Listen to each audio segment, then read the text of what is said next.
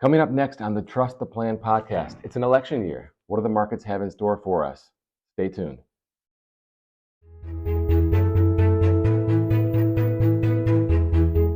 Welcome everyone to episode 214 of the Trust the Plan podcast. I'm Nick. And I'm Jim.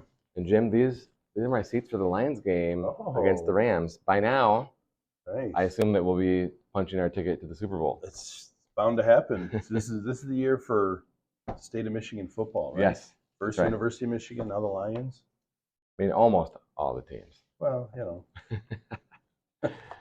So let's talk about the Lions for just a minute because, right, 3 years ago, we traded Stafford for Jared Goff and all the draft picks, right? Mm-hmm. So Stafford immediately wins the Super Bowl.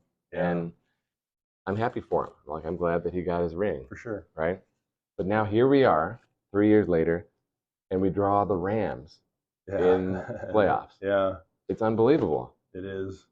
It's funny, you know, longtime Lions fans would say, man, same old Lions, right? They get a bad draw, now Stafford's going to come back and beat them. Yeah. And, right, it's that mindset where they think everything's always going to go wrong. Everything's always stacked against them.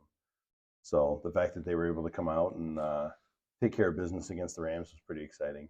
Yeah, the football gods, Yeah. right? Yeah. They're favoring the state of Michigan this year.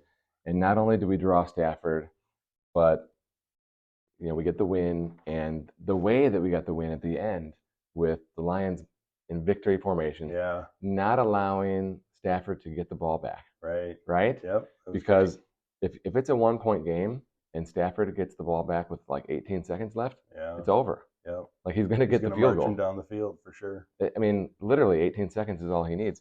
So I think that, you know, victory formation, there's nothing better. Yeah. Right? It was fun. And Michigan got to finish the game in victory formation as well. Okay, so let's see. There's our 10-year logo. And then here's what we're going to talk about today. It's an election year. Mm-hmm. Can you believe it? 2024. Here already, yeah. Yep. So let's talk some politics. Just kidding. So we don't talk politics here. Yeah. But what we'd like to do is reflect on, you know, the markets and different regimes in the White House. So let's take a look at recent history. So when Bush exited office, like January of 2009, it was a pretty nightmarish time.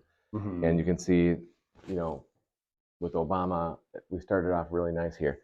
Obama's 8 years was like one of the best ROIs of any president because of the starting point. But it was a solid finish as well. But let's back up for a second, because everyone says, oh, well, like right now people are saying, well, I'm nervous because I don't like Biden. Or they're saying, well, what if Trump gets back in there? You know, what are we going to do? Right? Mm-hmm. And my answer is the same either way. Mm-hmm. What about you? Yeah, absolutely. You know, I think this is a great topic because I think it's really interesting to look at is because no matter who the candidates are, no matter what year it is, I mean, you hear this all the time, right? I don't like so-and-so. I don't like so-and-so. What happens if they're going to do this? They're going to do that. And I think this is great because it gives us some perspective, right? To take the actual politics out of play and say, how does the market perform during these different presidency terms? And, you know, like you said, my answer is the same, is it always tends to do well. Yeah.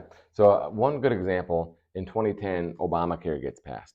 Yeah. And everyone's concerned about, you know, health companies, health insurance, and the whole sector, because now the government's heavy hand is coming in to regulate even further. And so, interestingly, health insurance companies from 2010 to 2016, right, the first 6 years of Obamacare, they were the hottest sector in the stock market. Yeah. So everyone is super worried about it, and it becomes number one. Right. So I've always remembered that. And then in 2016, Trump gets elected. Literally the week of the election, people are calling me saying, what's our plan if Trump gets elected? And I'm like, I mean, stay the course. Yeah, stay the course, right? So, but they think the world is ending, right? And then in 2020, people are calling, what are we going to do if Biden gets elected, right?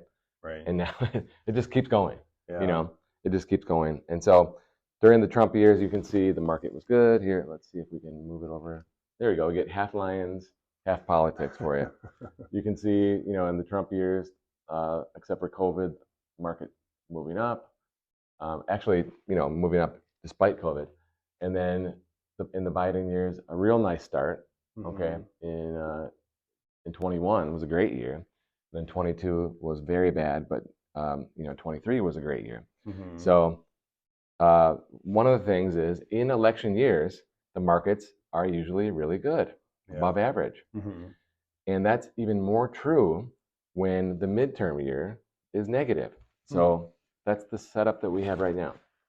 Doesn't mean that much, but I mean, I'm just looking at the history and saying 22 was a terrible year, and that was the midterm year. Yeah. And now we're in the election year, and usually that's a good year, even more so when the midterm year is down. Right. Yeah, I think the election year, has always produced optimism from somebody, right? Somebody's always optimistic that things are going to change for the better. New regimes come in and with the promise of making things better. So I think it tends to bode well for. It makes sense that it tends to bode well for the market during those times. Yeah, and what's really interesting this year is that we're in January now. We're recording on January 16th, and at this moment, the markets are predicting 6 to 7 Fed rate cuts. So that usually the Fed is not involved that much in the election year. They try to stay out of it. Okay. Yeah. But if they cut 6 or 7 times this year, that would be not only unprecedented, but I think it would be good for Biden, Yeah. Because no president has ever been reelected if there's a recession. It's never happened. Yeah. And so I don't think there's going to be a recession this year, but if the Fed cuts, it would certainly help juice the economy. Yeah, it should minimize the chances of that for sure. Yeah, unless there's a crisis and then they have to cut as a result of the crisis. Okay, so that is our political commentary for 2024. We'll see you in 2025. But on a serious note, at Peak Wealth Management, we believe by providing education and guidance, we can inspire you to make great financial decisions, and that can put you on a path towards retirement with peak confidence. Check us out, schedule an appointment, get a second opinion. It all starts at peakwm.com.